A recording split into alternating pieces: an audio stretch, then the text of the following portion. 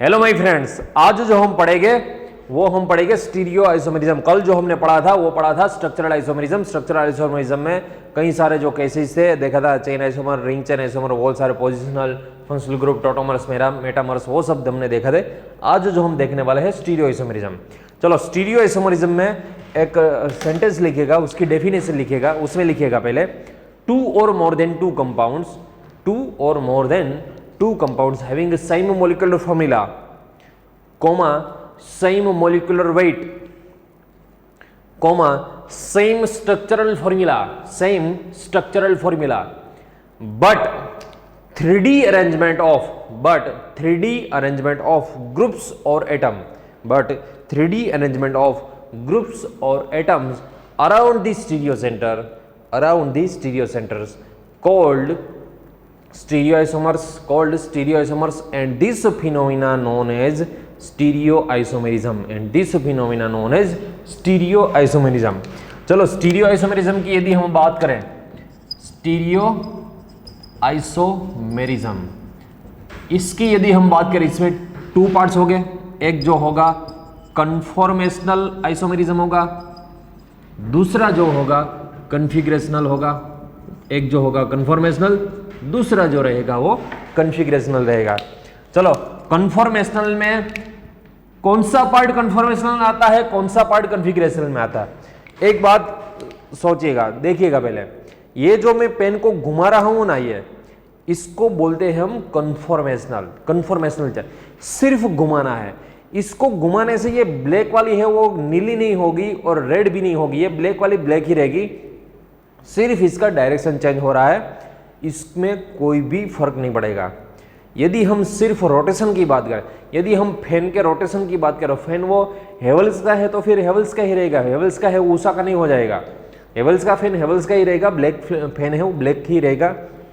सिर्फ यदि रोटेशन की बात करें हम, सारे रोटेशन वाले कंपाउंड आएंगे कन्फॉर्मेशनल में, और उसको रोटामर्स भी बोलते हैं। इसमें सिर्फ रोटेशन की बात, और रोटेशन से ये रेड वाली पेन है, रोटेशन से रेड ही रहेगी, ये चेंज नहीं हो गई। इन शॉर्ट, जिसमें सिर्फ हम रोटेशन की बात करते हैं वो सारे आएंगे कन्फॉर्मेशनल में। फिर से कन्फॉर्मेशनल, ये चलो मैंने रोटेशन दिया या तो इस साइड रोटेशन दिया, ये रोटेशन की बात है। मैं अजुड़ी असर हो तो अजुड़ी असर ही रहूंगा ना, मैं ऐसे घूम गाऊंगा, वो निरल सर तो नहीं हो जाऊंगा। सिर्फ ये रोटेशन की बात है। फिर कन्फॉर्मेशनल, शक्तिमान आपको याद है, घूमता है तो शक्तिमान ही रहेगा। ऐसा मत बोलिएगा गंगाधर घूमता है तो शक्तिमान बन जाता है, शक्तिमान घूमता है गंगाधर बन जाता है। अभी लॉकडाउन में वही बहुत सीरियल देखी होगी आपने भी। रोटामर्स में सिर्फ रोटेशन होती है, कंपाउंड चेंज नहीं होता है, और रोटेशन के लिए बहुत कम एनर्जी चाहिए। कोई भी कंपाउंड को रोटेशन के लिए बहुत कम एनर्जी चाहिए, वो एनर्जी उसको रूम टेम्परेचर से ही मिल रही है, मॉलिक्यूलर कोलिजन से ही मिल रही है। मगर कन्फिगरेशनल किसको बोलते हैं, किसको हम कन्फिगरेशनल बोलेंगे?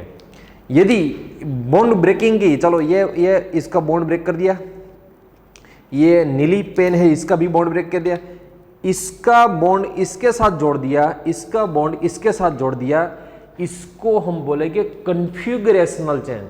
यदि कहीं पे भी बॉन्ड ब्रेकिंग की बात आ रही है और बॉन्ड ब्रेक करके न्यू कंपाउंड जनरेट हो रहा है, कोई नया ही कंपाउंड बनेगा, उसको हम बोलेंगे कन्फिगरेशनल चेन। फिर से, इसमें सिर्फ रोटेशन की बात आएगी, इसमें बॉन्ड ब्रेकिंग की बात आएगी। इसमें बॉन्ड ब्रेक करके कोई न्यू कंपाउंड ही जनरेट करेगा, इसमें रोटेशन करने से कंपाउंड चेंज नहीं होता, इसमें बॉन्ड ब्रेक करने से कोई नया कंपाउंड बनता है। कोई जो नया कंपाउंड बनता है, सो कंपाउंड टोटली चेंज हो जाता है, उसको कन्फिगरेशनल चेंज बोलेंगे हम। चलो, इसमें फिर से बात करें हम रोटामर्स में मैंने कल आपको इंडेक्स लिखाया था। रोटामर्स में यदि ये दो कंपाउंड, यदि एक ही कंपाउंड है, उसके दो फॉर्म है, एक जो है वो इक्लिप्स फॉर्म है, दूसरा जो है वो स्टैगर्ड फॉर्म है। चलो, दूसरा स्टैगर्ड फॉर्म की बात करें हम। इक्लिप्स फॉर्म में क्या होगा, ये वाला जो फॉर्म रहेगा इसको हम इक्लिप्स फॉर्म बोलेंगे भैया। ये वाला है, इसको क्या बोलेंगे हम? इक्लिप्स फॉर्म बोलेंगे। स्टैगर्ड में, चलो ये वाला फॉर्म है वो स्टैगर्ड फॉर्म रहेगा, इसको सिर्फ बैक वाले को रोटेशन दो आप, एक दूसरे में इंटरकनेक्टेबल हो जाएगा। पीछे वाले को सिर्फ रोटेशन दे दिया हमने, ये बन जाएगा, इसको रोटेशन दिया ये बन जाएगा। ये सारा हम न्यूमन प्रोजेक्शन है वो सारी स्टीरियोकेमिस्ट्री में पढ़ने हैं, उसमें सब कुछ आ जाएगा। इसको कैसे रोटेशन देते हैं वो सारा का सारा टॉपिक आपको पढ़ने को मिलेगा। चलो ये थी रोटामर्स की बात। कन्फॉर्मेशनल, कन्फॉर्मेशनल चेंज करने से कंपाउंड चेंज नहीं होता, मगर कन्फिग्रेशनल चेंज करने से क्या होगा, कंपाउंड ही चेंज हो जाएगा। फॉर एग्जांपल यदि इसकी बात करें हम, ये है सिस कन्फिग्रेशन, ये है सिस कन्फिग्रेशन और ये है ट्रांस कन्फिग्रेशन। चलो सिस में से ट्रांस बना दो मुझे। यदि आप इसको रोटेशन करने गए, पाई बॉन्ड रोटेट नहीं होता है, स्टीरियोकेमिस्ट्री में ही पढ़ेंगे, कल का लेक्चर ही आएगा उसमें ही पढ़ेंगे हम। ये पाई बॉन्ड को रोटेशन नहीं कर सकते, पाई बॉन्ड को सिर्फ रोटेशन किसको कर सकते हैं, सिग्मा बॉन्ड को, वो भी एसाइक्लिक कंपाउंड है। फिर यदि एसाइक्लिक कंपाउंड है फिर जाके हम रोटेशन कर सकते हैं, साइक्लिक में भी सिग्मा बॉन्ड रोटेट नहीं करता। चलो यहाँ पे देख लो फिर से, ये रोटेशन नहीं कर सकता, सो हमें क्या करना पड़ेगा, इसका पाई बॉन्ड ब्रेक करना पड़ेगा। पाई बॉन्ड ब्रेक करके रोटेशन करके, पाई बॉन्ड ब्रेक हो गया उसके बाद सिग्मा बॉन्ड रहेगा, रोटेशन करके फिर से पाई बॉन्ड जोड़ना है, उसके बाद ये बनेगा। मगर अब हम बोलते हैं ऐसा कि पाई बॉन्ड वीक होता है, मगर ऐसे ही वो हीट दे के नहीं ब्रेक होता, इसमें सॉल्वेशन एनर्जी की भी जरूरत पड़ती है।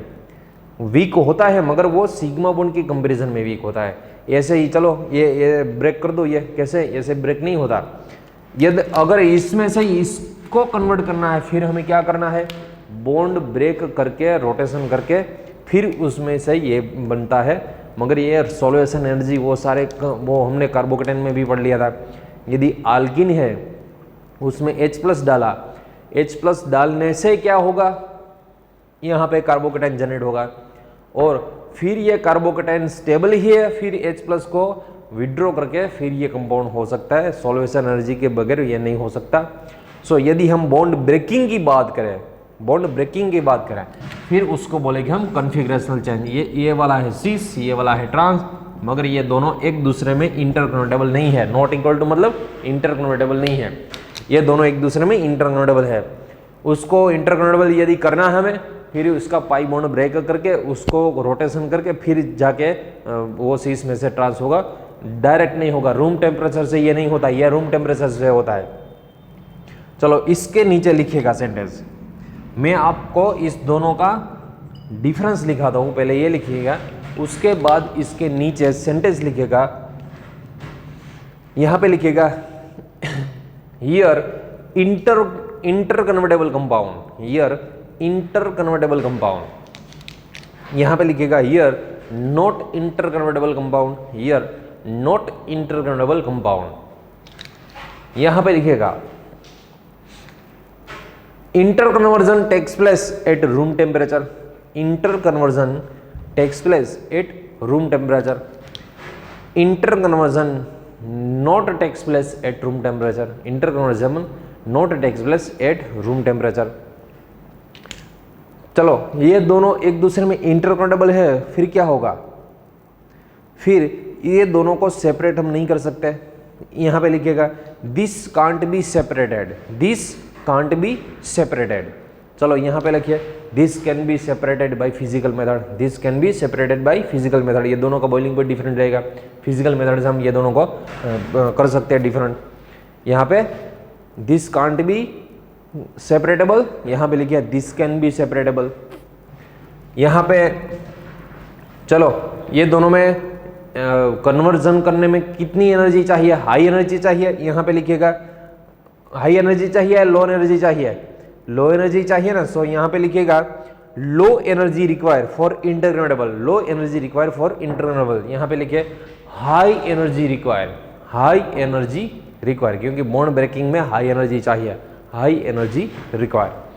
चलो ये हुई कन्फॉर्मेशनल और कन्फिग्रेशनल की बात। दूसरी बात कन्फिग्रेशनल है, फिर से ये हेडिंग लगाइएगा, फिर से आपको ये हेडिंग लगाना है स्टीरियो आइसोमेरिज्म। चलो फिर से हेडिंग लगाया स्टीरियो आइसोमेरिज्म, उसमें एक साइड कन्फॉर्मेशनल, दूसरी साइड कन्फिग्रेशनल। एक साइड जो आपको लिखना है कन्फॉर्मेशनल, दूसरी साइड लिखना है आपको कन्फिग्रेशनल। चलो कन्फिग्रेशनल में कौन कौन आते हैं, कौन कौन जो है वो कन्फिग्रेशनल में आते हैं। सो मैं आपको बता दूं कॉन्फ़िगरेशनल में जो आते हैं वो इक्लिप्स सॉरी ये optical isomerism and geometrical isomerism आता है। जियोमेट्रिकल आइसोमेरिज्म, ऑप्टिकल आइसोमेरिज्म में कौन आते हैं? कल आपको इंडेक्स मैंने लिखाया था mirror image isomerism and not mirror image isomerism, mirror image isomerism and not mirror image isomerism. चलो मिरर इमेज आइसोमेरिज्म को हम क्या बोलते थे? इनैंसियोमर्स बोलते थे। मिरर इमेज आइसोमेरिज्म को क्या बोलते थे? इनैंसियोमर्स। नॉट मिरर इमेज आइसोमेरिज्म को डायस्ट्रियोमर्स बोलते थे। इसको हम बोलेंगे डायस्ट्रियोमर्स। जियोमेट्रिकल में आपको पता ही है सीस ट्रांस आएगा, EZ आएगा, साइन NT आएगा, वो सब जियोमेट्रिकल में आएगा। चलो पहले में आपको ये लिखना है, उसके बाद आप एक क्वेश्चन लिखिएगा। वो दोनों क्वेश्चन पूछे गए हैं, ध्यान से पढ़िएगा वो क्वेश्चन। चलो पहले क्वेश्चन लिखिएगा, which one of the following is a not stereoisomer? Which one of the following is a not stereoisomers? पहला ऑप्शन लिखिएगा कन्फॉर्मेशनल, पहला ऑप्शन लिखिएगा कन्फॉर्मेशनल। दूसरा ऑप्शन लिखिएगा कन्फिगरेशनल, दूसरा ऑप्शन लिखिएगा कन्फिगरेशनल। थर्ड ऑप्शन लिखिएगा ऑप्टिकल, फोर्थ ऑप्शन लिखिएगा जियोमेट्रिकल।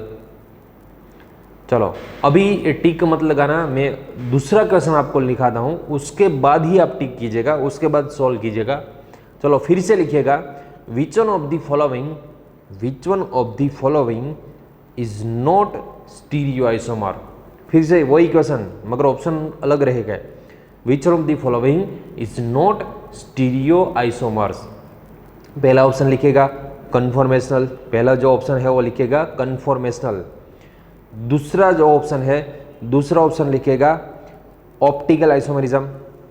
तीसरा ऑप्शन लिखिएगा कन्फिगरेशनल आइसोमेरिज्म, फोर्थ ऑप्शन लिखिएगा पोजिशनल आइसोमेरिज्म, फोर्थ ऑप्शन है पोजिशनल आइसोमेरिज्म। चलो पहला क्वेश्चन और दूसरा क्वेश्चन सेम ही है मगर ऑप्शन डिफरेंट है। पहले क्वेश्चन में आप किसको टिक लगाओगे, दूसरे क्वेश्चन में किसको टिक लगाओगे? मैं आपको बता दूं जो पहला क्वेश्चन है उसमें पहले क्वेश्चन में आपको टिक लगाना है कन्फॉर्मेशनल। क्या लगाना है टिक? कन्फॉर्मेशनल, क्योंकि ये एक्चुअली दो इक्लिप्स और स्ट्रेकट दो कंपाउंड है ही नहीं, सिर्फ उसकी डायरेक्शन चेंज है। ये कंपाउंड एक दूसरे में इंटरकनेक्टेड है, सिर्फ उसकी डायरेक्शन चेंज है। सो ये स्टीरियोआइसोमर नहीं रहेगा।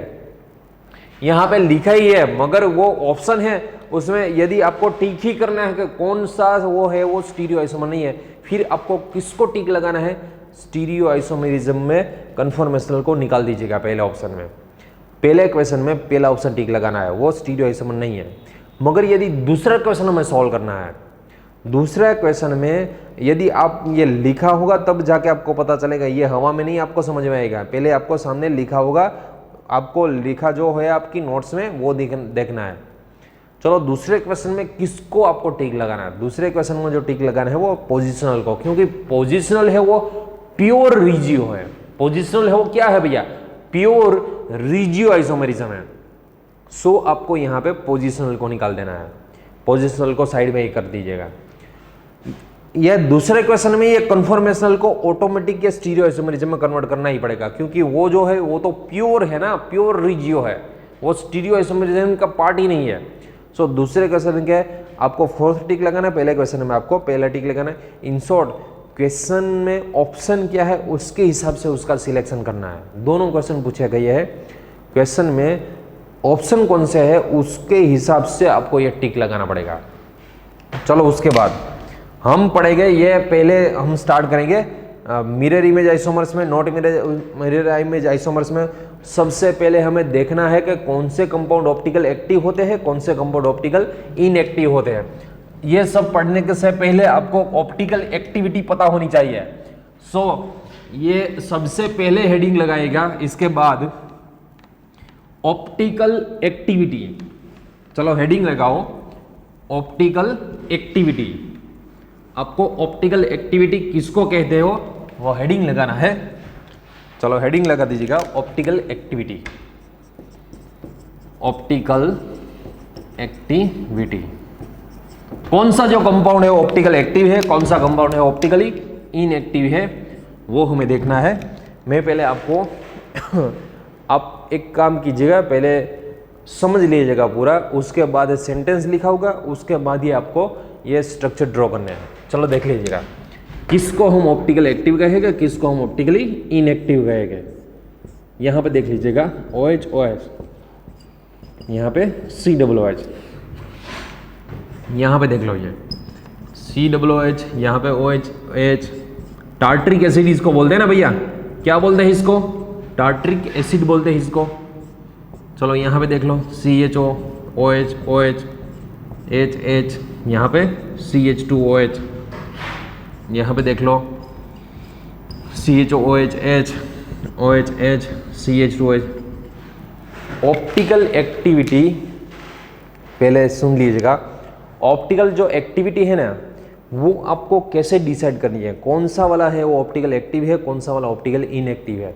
ये पूरी की पूरी ऑप्टिकल एक्टिविटी है, मैं आपको बता दूं, पूरी की पूरी ऑप्टिकल एक्टिविटी प्लेन से ही चेक की जाती है। पूरी की पूरी ऑप्टिकल एक्टिविटी प्लेन से ही चेक की जाती है। प्लेन प्रेजेंट है फिर कंपाउंड ऑप्टिकली इनएक्टिव रहेगा, प्लेन एब्सेंट है फिर कंपाउंड ऑप्टिकली एक्टिव रहेगा। चलो देखिएगा, यहां पे प्लेन ऑफ सिमेट्री लगाइएगा। चलो यहां पे प्लेन ऑफ सिमेट्री लगाइएगा। फिर से मैं बता दूं, कायरल सेंटर के साथ कोई लेना देना नहीं है ऑप्टिकल एक्टिविटी का। फिर से मैं बता दूं, कायरल सेंटर के साथ कोई लेना देना नहीं है। यदि आपको कोई भी कंपाउंड की ऑप्टिकल एक्टिविटी चेक करनी है, फिर कंपाउंड में प्लेन प्रेजेंट है या नहीं है, सिर्फ वो ही देखना है। फिर से मैं आपको बता दूं, कोई भी कंपाउंड ऑप्टिकली एक्टिव है या इनएक्टिव है, वो आपको कैसे चेक करना है भैया, सिर्फ और सिर्फ प्लेन ऑफ सिमेट्री से ही चेक करना है। यहां पे याद रखिएगा, यदि प्लेन ऑफ सिमेट्री प्रेजेंट है फिर कंपाउंड ऑप्टिकली इनएक्टिव रहेगा, यदि प्लेन ऑफ सिमेट्री एब्सेंट है फिर कंपाउंड ऑप्टिकली एक्टिव रहेगा।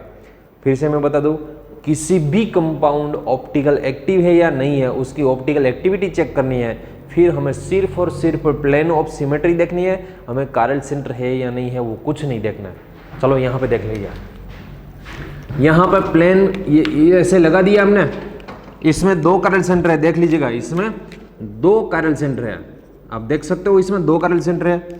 यदि हमने यहाँ पे प्लेन ऑफ सिमेट्री लगा दी, यदि हमने यहाँ पे प्लेन ऑफ सिमेट्री लगा दी, फिर क्या होगा, इसमें प्लेन ऑफ सिमेट्री प्रेजेंट है। देख लीजिएगा क्यों प्रेजेंट है भैया, प्लेन ऑफ सिमेट्री क्यों प्रेजेंट है यहाँ पे ऊपर भी OH है नीचे भी OH है, देख सकते हो, ऊपर भी OH है नीचे भी OH है, ऊपर COOH नीचे भी COOH, यहाँ पे H यहाँ पे H, सब कुछ एक दूसरे में मिरर आ रहा है। यहाँ पे OH की मिरर यहाँ पे मिल रही है, COOH की मिरर यहाँ पे मिल रही है, H की मिरर यहाँ पे मिल रही है। सो इसमें प्लेन ऑफ सिमेट्री प्रेजेंट है, और प्लेन ऑफ सिमेट्री यदि इसमें प्रेजेंट है फिर इसको हम बोलेंगे ए कायरल कंपाउंड। ए कायरल कंपाउंड होते हैं नॉन रिजोल्वेबल। ये नॉन रिजोल्वेबल का मीनिंग क्या होता है, आज के ही लेक्चर में लास्ट में पढ़ेंगे, आज ही हम पढ़ेंगे, लास्ट में पढ़ेंगे। नॉन रिजोल्वेबल होते हैं ये कंपाउंड, और ये ऑप्टिकली इनएक्टिव होते हैं, ये ऑप्टिकली इनएक्टिव होते हैं। ये कंपाउंड है ऑप्टिकली इनएक्टिव होता है, ऑप्टिकल एक्टिव, वो ऑप्टिकल इनएक्टिव वैसे क्या, ऐसा क्या है उसमें ऑप्टिकल इनएक्टिव नहीं, वो भी हम पढ़ेंगे आज के लेक्चर में। चलो देखिएगा, यदि इसमें हमने प्लेन ऑफ सिमेट्री लगा दी, यदि इसमें प्लेन ऑफ सिमेट्री लगा दी, चलो इसमें आप देख सकते हो दो कायरल सेंटर है भैया, दो कायरल सेंटर है, फिर भी ये ऑप्टिकली इनएक्टिव है। इसमें देख लीजिएगा दो कायरल सेंटर, कायरल सेंटर का मीनिंग तो आपको पता ही है ना, कायरल सेंटर का मीनिंग क्या है, चारों वैलेंसी यदि डिफरेंट है, चारों वैलेंसी यदि डिफरेंट है फिर उसको कायरल सेंटर बोलते हैं। इसकी एक वैलेंसी OH है, दूसरी वैलेंसी COOH, तीसरी वैलेंसी H है, और इसकी चौथी वैलेंसी ये पूरा बोला जाता है। ऐसा नहीं है इसकी चौथी वैलेंसी है सिर्फ कार्बन है, इसकी चौथी जो वैलेंसी है वो पूरी की पूरी ये है। चलो इसमें देख लीजिएगा, यहाँ पे OH है, यहाँ पे H है, यहाँ पे यदि एक की ही मिरर नहीं आई ना, एक की ही मिरर नहीं आई ना, फिर उसको ऑप्टिकली एक्टिव बोलना है, हमें प्लेन प्रेजेंट है ऐसा बोलना है, प्लेन एब्सेंट है ऐसा बोलना है। चलो यहाँ पे देख लीजिएगा, यहाँ पे OH यहाँ पे H नहीं मैच हो रहा है, यहाँ पे H यहाँ पे OH, ऊपर COOH एक मैच हो रहा है, और सारे मैच नहीं हो रहा है, कोई एक भी मैच नहीं होगा ना, फिर उसको हम क्या बोलेंगे, प्लेन एब्सेंट है ऐसा बोलेंगे। यहाँ पे क्या है भैया, plane of symmetry is absent, और जिसमें भी प्लेन एब्सेंट है उसको हम बोलेंगे कायरल कंपाउंड। और कायरल होते हैं वो ऑप्टिकली एक्टिव होते हैं और ये रिजोल्वेबल कंपाउंड होते हैं। इसका मीनिंग मैं आज के लेक्चर में लास्ट में कराऊंगा, रिजोल्वेबल का मीनिंग क्या होता है। जो भी कंपाउंड ऑप्टिकली एक्टिव होता है उसको रिजोल्वेबल कंपाउंड बोलते हैं, जो भी कंपाउंड ऑप्टिकली इनएक्टिव होता है उसको नॉन रिजोल्वेबल कंपाउंड बोलते हैं। रिजोल्वेबल नॉन रिजोल्वेबल वो लास्ट में आएगा। चलो फिर से मैं आपको बता दूं, ऑप्टिकल एक्टिविटी किसके साथ रिलेशन में है, सिर्फ और सिर्फ प्लेन ऑफ सिमेट्री के साथ में रिलेशन में है। कायरल सेंटर है या नहीं है वो देखना ही, इसमें 2 कायरल सेंटर है फिर भी ऑप्टिकली इनएक्टिव है, इसमें भी 2 कायरल सेंटर है और फिर ऑप्टिकली एक्टिव है। ऑप्टिकल एक्टिविटी फिर से मैं बोल दूं, मैं बार बार बोलूंगा, ये आज के लेक्चर में बहुत बार बोलूंगा। ऑप्टिकली एक्टिविटी किसके हिसाब से चेक की जाती है, सिर्फ और सिर्फ प्लेन ऑफ सिमेट्री के हिसाब से चेक की जाती है, उसके सिवा कुछ आपको नहीं देखना है। चलो इसकी बात करें, यदि हम इसमें प्लेन ऑफ सिमेट्री लगाओ, यहां पे प्लेन लगा दो, खुशी से मत जाना भैया यदि एग्जाम में आ जाए तो पूरा का पूरा देखना है हमें। चलो ये मैच हो गया, ये भी मैच हो गया, बीच में हमने मिरर लगाए ना, ये मैच हो गए, इसकी मिरर आ रही है, इसकी भी मिरर आ रही है, मगर ऊपर और नीचे की मिरर नहीं आ रही है। देख लीजिएगा, यहाँ पे CHO और यहाँ पे CH2 हो जाए, मिरर नहीं आ रही है पूरी। यदि आपने इतना देख लिया और इतना देख लिया, खुशी से मत पागल हो जाएगा, पूरा का पूरा स्ट्रक्चर देखना है हमें। यहाँ पे ये कायरल सेंटर है, ये भी कायरल सेंटर है, ये मैच हो गए, ये मैच हो गए, मगर ये दोनों मैच नहीं हो रहे, ये दोनों मैच नहीं हो रहा, फिर क्या होगा, इसमें कंसेप्ट ये ही आएगा, प्लेन एब्सेंट वाला ही आएगा। इसमें भी प्लेन एब्सेंट है, ये कंपाउंड भी कायरल है, ये कंपाउंड भी ऑप्टिकली एक्टिव है और ये भी रिजोल्वेबल कंपाउंड है, इसको भी हम रिजोल्वेबल कंपाउंड ही बोलेंगे। चलो इसमें देख लीजिएगा, यहां यदि हमने प्लेन ऑफ सिमेट्री लगा दी, यहां यदि हमने प्लेन ऑफ सिमेट्री लगा दी, फिर सोचिएगा यहां पे मिरर आ रही है नहीं आ रही है, यहीं से ही नहीं आ रही, फिर पूरा कंपाउंड चेक करने की जरूरत भी नहीं है, फिर भी हम चलो चेक करते हैं, यहाँ पे मिरर नहीं आ रही, यहाँ पे मिरर नहीं आ रही है। सो इसको भी हम क्या बोलेंगे भैया, इसको भी हम बोलेंगे प्लेन एब्सेंट। ये भी कंपाउंड कायरल है और ये भी कंपाउंड ऑप्टिकली एक्टिव है और रिजोल्वेबल है। इसमें ऐसा नहीं है कि ये बहुत ऑप्टिकली एक्टिव है और ये कम ऑप्टिकली एक्टिव नहीं, ऐसा नहीं है, बहुत ऑप्टिकल एक्टिव और कम ऑप्टिकल एक्टिव ऐसा कुछ नहीं होता, वो उसके हिसाब से ऑप्टिकल एक्टिविटी शो करेगा। सो फिर से मैं बता दूं आपको, कितने भी ऐसे कंपाउंड आपको दिखाऊंगा उसमें एक भी कायरल सेंटर नहीं होगा, फिर भी ऑप्टिकल एक्टिव होगा। सो पहले तो एक सेंटेंस लिखिएगा, पहले तो ये डेफिनेशन की बात ही छोड़िए ऑप्टिकल एक्टिविटी, पहले तो ये आपको याद रखना है, लिखिएगा sentence, there is no relationship in between, there is no relationship in between chiral center and optical activity, there is no relationship in between chiral center and optical activity।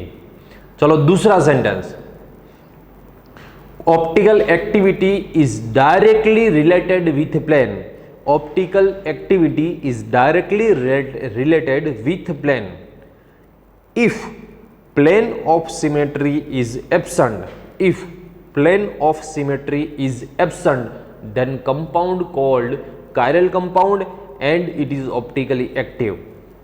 दूसरा sentence, if compound possess plane of symmetry, if compound possess plane of symmetry or plane of symmetry is present, or plane of symmetry is present, then compound called achiral compound and it is optically inactive, then it is optically inactive।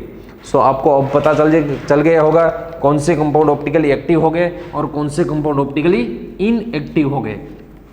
चलो मैं आपको compound दे रहा हूं, आपको उसको check करना है वो सारे कंपाउंड ऑप्टिकली एक्टिव है या इनएक्टिव है।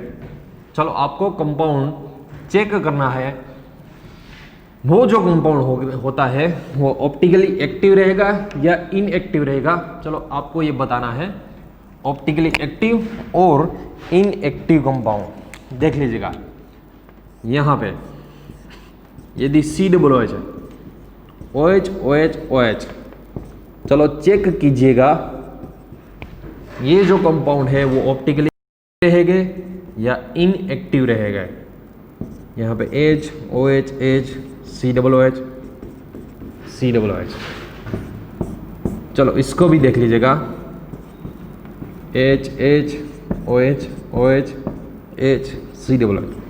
चलो ये तीनों को आपको सोल्व करना है, कौन सा जो कंपाउंड है वो ऑप्टिकली एक्टिव है, कौन सा जो कंपाउंड है वो ऑप्टिकली इनएक्टिव है, आपको ये चेक करना है। चलो इसमें पहले देख लीजिएगा, पहले पॉज करके पहले सोल्व कीजिएगा, उसके बाद ही देखिएगा। ये यहां पे प्लेन लगाना हमें, ऐसा नहीं होता कि प्लेन एटम से पास नहीं होगा। प्लेन कहां पे लगानी है, एग्जैक्ट सेंटर में लगे। ये कंपाउंड का सेंटर पॉइंट क्या है, ये होगा, सेंटर पॉइंट्स में ही लगाना। चलो इस पे तो प्लेन आ रहा है ना, सो इसका तो क्या हो गया, वो खुद कट हो जाएगा, वो खुद कट हो जाएगी, फिर उसकी तो खुद की मिरर मिलेगी। सो जिस पे प्लेन आ रहा है उसको देखना ही नहीं है, जिस पे प्लेन आ रहा है उसको तो देखना ही नहीं है। चलो देख लीजिएगा, यहाँ पे प्लेन ऑफ सिमेट्री है, मतलब मिरर है, ऊपर और नीचे यहाँ पे मिरर आ रही है, यहाँ पे भी मिरर आ रही है, यहाँ पे भी मिरर आ रही है। सो इसमें क्या होगा, प्लेन प्रेजेंट है, इसमें प्लेन प्रेजेंट है। सो ये कंपाउंड क्या बोलेंगे हम, इसको ARL बोलेंगे। सो ये ऑप्टिकली क्या रहेगा भैया, इनएक्टिव रहेगा, और ये नॉन रिजोल्वेबल रहेगा, नॉन रिजोल्वेबल रहेगा ये।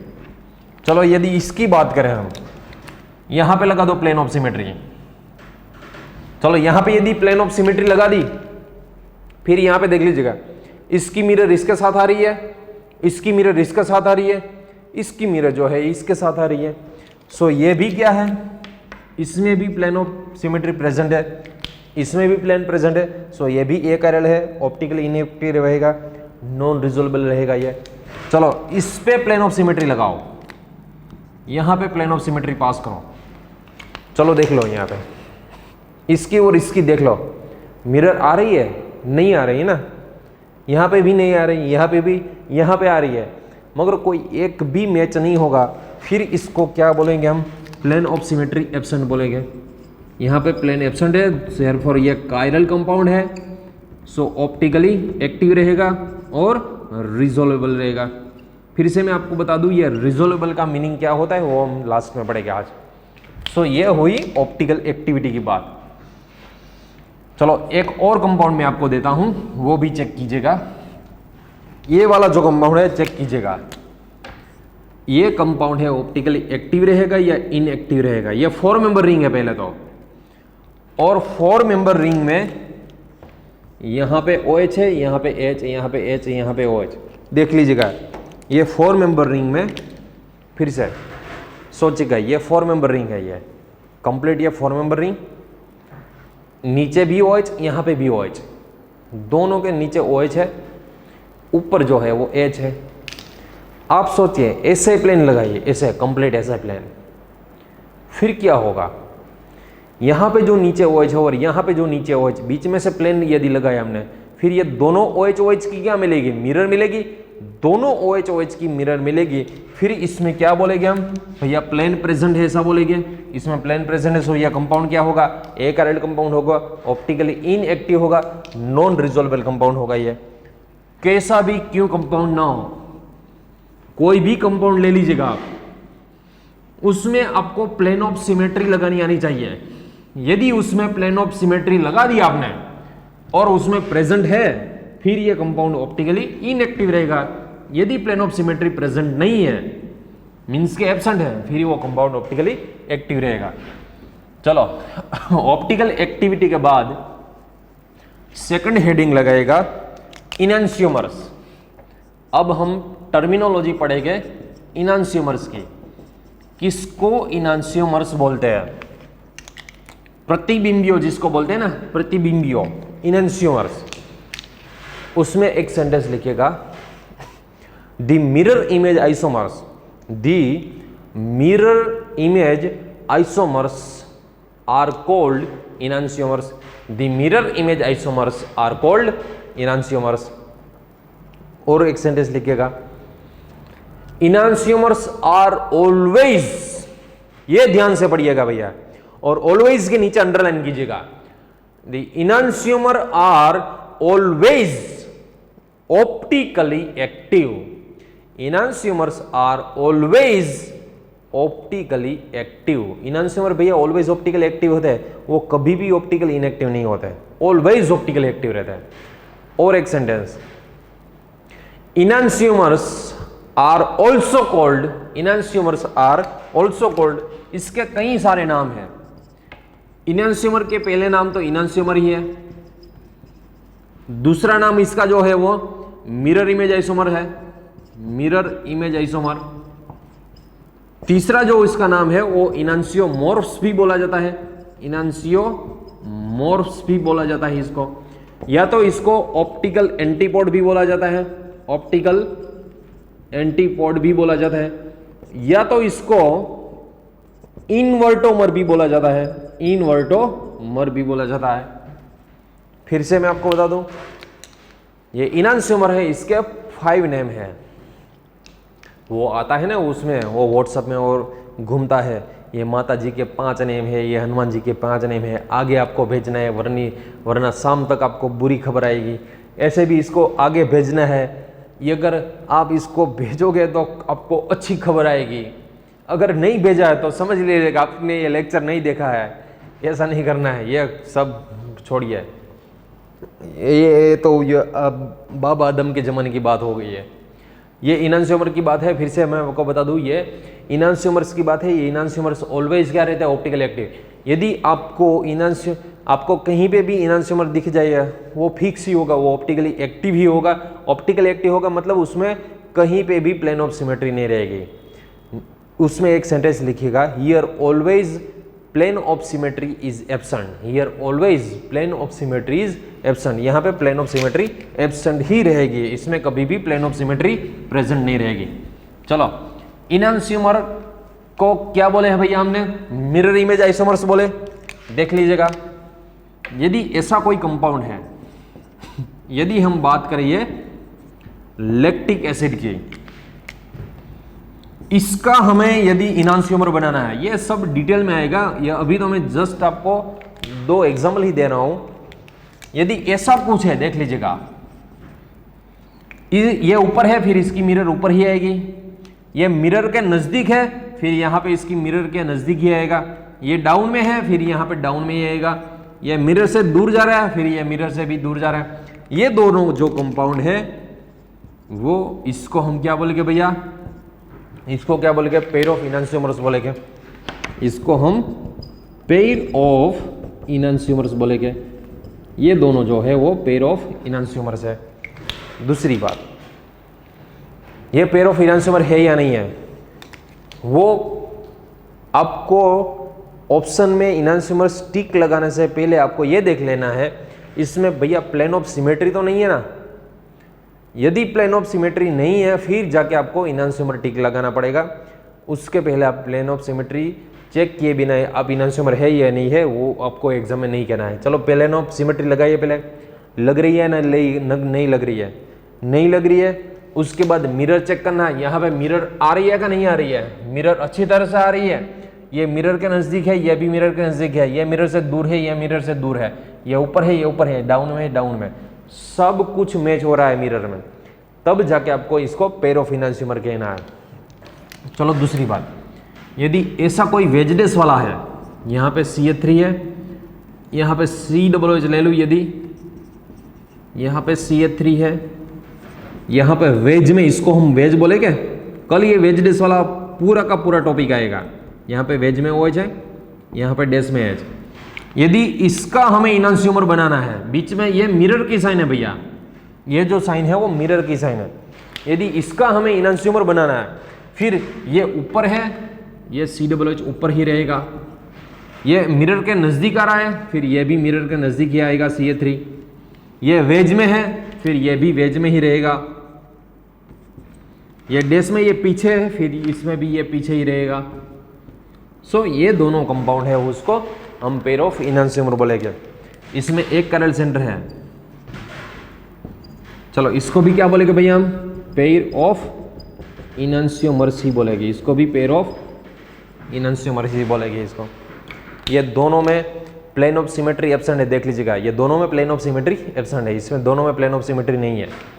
और आपको मैं बता दूं, यदि एक कैरल सेंटर है ना, एक कैरल सेंटर, फिर एक कैरल सेंटर वाला ऑलवेज, एक कैरल सेंटर वाला ऑलवेज ऑप्टिकली एक्टिव ही होता है। एक ही एक्सेप्शनल केस है, कौन सा है, चलो मन में सोचिएगा, एक ही एक्सेप्शनल केस है, कौन सा है वो सोचिएगा, जिसमें एक कैरल सेंटर है मगर वो ऑप्टिकली इनएक्टिव है। एक कैरल सेंटर है फिर भी वो ऑप्टिकली इनएक्टिव, कौन सा है सोचिएगा वो। चलो उसके बाद मैं आपको बता दूं, ये वाला कंपाउंड फिर से देखिएगा, ये वाला compound OH OH H H COOH, चलो इसकी मिरर यहां पे लगा दूं मैं, यहां पे यदि मिरर लगा दी मैंने, देखिएगा ऊपर OH है, यहां पे भी OH, यहां पे OH, फिर यहां पे OH, यहां पे OH, फिर यहां पे OH, H H COOH। पहली नजर में क्या लगेगा, पहली नजर में तो हमें ऐसा ही लगेगा ये दोनों पेयर ऑफ इनैंशियोमर है। पहले तो हम जब देखेंगे ना इसको, फ्रेशर स्टूडेंट्स की बात कर रहा हूं मैं, पहली बार में तो ऐसा ही लगेगा ये दोनों पेयर ऑफ इनैंशियोमर, देख लीजिएगा ये दोनों पेयर ऑफ इनैंशियोमर है, ऐसा ही लगेगा हमें। मगर मैं आपको बता दूं, यदि आपको पेयर ऑफ इनैंशियोमर टिक लगाना है, फिर ये दोनों ऑप्टिकली एक्टिव होने चाहिए। यदि इसको पेयर ऑफ इनैंशियोमर, ये दोनों पेयर ऑफ इनैंशियोमर है, फिर ये ऑप्टिकली एक्टिव होना चाहिए ही चाहिए। देख लो, यहाँ पे मिरर लगाओ, यहाँ पे प्लेन लगाओ, यदि प्लेन लगा दिया हमने, फिर यह इसकी मिरर इसके साथ मैच हो रही है, इसकी मिरर इसके साथ, इसकी मिरर इसके साथ हो रही है, फिर ये क्या है भैया, इसमें तो प्लेन है ना, प्लेन प्रेजेंट है, फिर ये क्या है, ए कैरल है, ए कैरल है, ऑप्टिकली क्या होगा, इनएक्टिव रहेगा। और मैंने तो आपको स्टार्टिंग में से ही लिखा दिया था आपको, ये इनैंशियोमर होते हैं ना, वो ऑलवेज ऑप्टिकली एक्टिव ही होते हैं, ऑलवेज ऑप्टिकली एक्टिव होते हैं, ये थोड़ी ना ऑप्टिकली एक्टिव है। इसमें भी बीच में से प्लेन लगाओ, इसमें भी यदि प्लेन लगा दिया ना, ये प्लेन प्रेजेंट है इसमें, ये भी ए कैरल है, ये भी ऑप्टिकली इनएक्टिव ही है। सो मैं आपको बता दूं, ये पेयर ऑफ इनैंशियोमर नहीं है, दिख रहा है मगर है नहीं है। फिर ये क्या है दोनों, आप एक काम कीजिएगा, एक रफ पेज में या तो रफ बुक में इसको ऐसे ही रखने दो, इसको लिखो, में इसको लिख दो और उसको 180 डिग्री रोटेशन कीजिएगा, बुक को 180 रोटेशन, जो रफ बुक आपने, रफ नोट्स जो आपके पास है, रफ पेज है, उसमें 180 रोटेशन कीजिएगा। यदि इसको आप 180 रोटेशन करोगे इस तरफ या तो इस तरफ, 180 रोटेशन करने के बाद ये ही कंपाउंड आएगा। ये आपको दोनों दिख रहे हैं डिफरेंट, मगर ये डिफरेंट कंपाउंड नहीं है। यदि इस दोनों को 180 डिग्री रोटेशन, किसी को भी 180 डिग्री रोटेशन दे दिया ना हमने, किसी को भी, वो दोनों एक ही है। ये कंपाउंड आपको दिख रहा है डिफरेंट, मगर डिफरेंट कंपाउंड नहीं है, दोनों एक ही कंपाउंड है। और एक ही कंपाउंड को क्या बोलते हैं हम, होमोमर्स बोलते हैं। एक ही कंपाउंड को क्या बोलते हैं, होमोमर्स, या तो इसको आइडेंटिकल बोलते हैं। क्या बोलेंगे भैया, इसको आइडेंटिकल बोलेंगे। एक को जो, ये दोनों क्या है, एक ही है। एक को जो, एक को जो मतलब एक ही है, ये दोनों सेम ही है। ये दोनों कंपाउंड डिफरेंट नहीं है, दिख रहे हैं इनैंशियोमर। फिर से मैं आपको बता दूं, यदि आपको इनैंशियोमर इसको टिक लगाना है, पहले क्या करना है, यदि आपको इसको इनैंशियोमर टिक लगाना है, फिर पहले क्या करना है, इसकी प्लेन ऑफ सिमेट्री चेक करनी है। इसमें यदि प्लेन ऑफ सिमेट्री नहीं है, इसमें भी प्लेन ऑफ सिमेट्री नहीं है, दोनों में प्लेन ऑफ सिमेट्री नहीं है, फिर इसकी मिरर चेक करनी है, उसके बाद ही आपको इनैंशियोमर टिक लगानी। मगर यहाँ पे प्लेन ऑफ सिमेट्री चेक कर दी, पहले से ये ऑप्टिकली इनएक्टिव गई। ऑप्टिकली इनएक्टिव कभी भी इनैंशियोमर से नहीं होता। चलो आपको ये चेक करना है, ये दोनों इनैंशियोमर है या नहीं है। फिर से मैं बता दूं, आपको ये चेक करना है, ये दोनों कंपाउंड जो है वो इनैंशियोमर है या नहीं है। चलो इसके बीच में रिलेशनशिप निकालिएगा। यहाँ पे CHO, यहाँ पे CH2OH, यहाँ पे OH, यहाँ पे OH, यहाँ पे H, यहाँ पे H।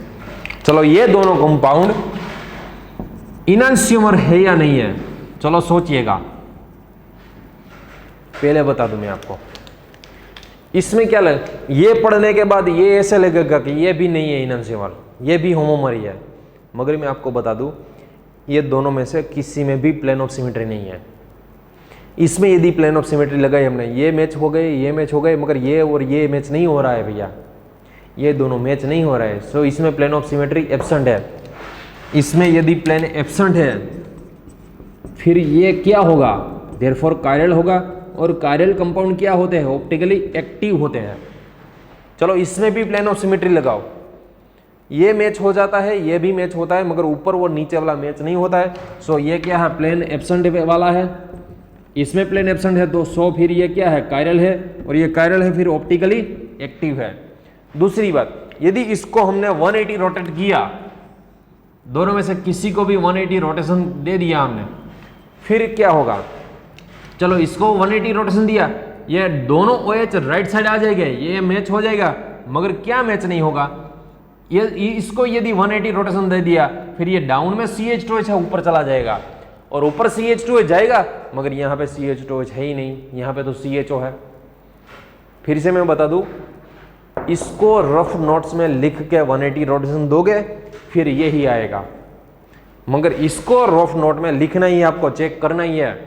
इसको यदि आपने रोटेशन दिया और रोटेशन देके 180 रोटेशन दिया, फिर चेक करोगे फिर ये OH मैच हो जाएगा, मगर ऊपर यहाँ पे CHO है, उसमें रोटेशन वाले में CH2 आ जाएगा, यहाँ पे CH2H है, रोटेशन वाले में CHO आएगा, ये दोनों मैच नहीं हो गए।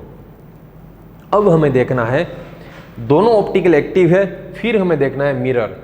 चलो ये दोनों मिरर के पास है, ये दोनों भी मिरर के पास है, ये ऊपर CHO है, ये ऊपर भी CHO है, नीचे CH2H है, नीचे भी CH2H है, मस्त मिरर मिल रही है। सो ये दोनों पेयर ऑफ इनन्सिमर है, याद रखिएगा, ये दोनों पेयर ऑफ इनन्सिमर है, ये दोनों को हम इनन्सिमर बोलेंगे।